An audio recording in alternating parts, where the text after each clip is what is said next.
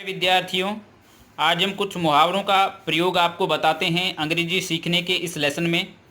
एक विशेष बात आप ध्यान रखना कि मुहावरों का प्रयोग करने से अंग्रेजी अपने आप में एक आभूषण युक्त भाषा बन जाती है और इनका प्रयोग करना हमारे लिए बहुत ही ज़रूरी है।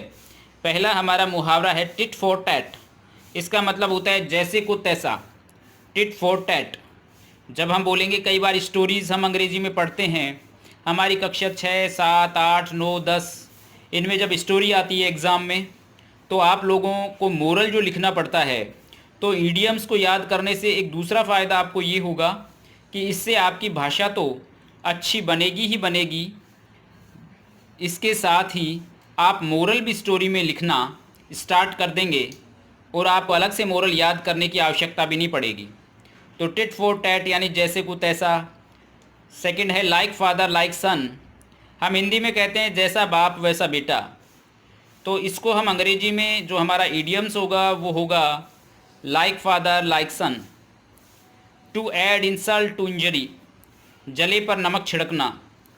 साइलेंस इज़ गुड, सबसे भला चुप, यानी चुप रहना एक बहुत ही अच्छी आदत है। No vice like avarice, no vice like avarice, इसका मतलब है लालच बुरी बला। माइट इज़ राइट, जिसकी लाठी उसकी भैंस, यानी संगठन में ही शक्ति है, तो might is right. Anger is blind, क्रोध में मनुष्य अंधा होता है, तो इसके लिए हम एंगर इज़ ब्लाइंड इडियम्स का प्रयोग करेंगे। नेक्स्ट है 8वां, ब्यूटी हैज़ विंग्स। 4 दिन की चांदनी फिर अंधेरी रात।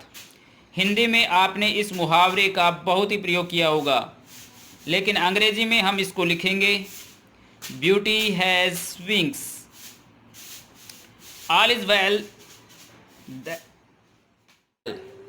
इसका मतलब है अंत भला तो सब भला, यानी चाहे आपने कोई कार्य स्टार्ट किया हो, उसमें बहुत ज़्यादा कठिनाई आई हो, लेकिन अंत में यदि आपने उस कार्य को अच्छे से समाप्त किया है, तो उसके लिए हम all is well that ends idioms का प्रयोग करेंगे।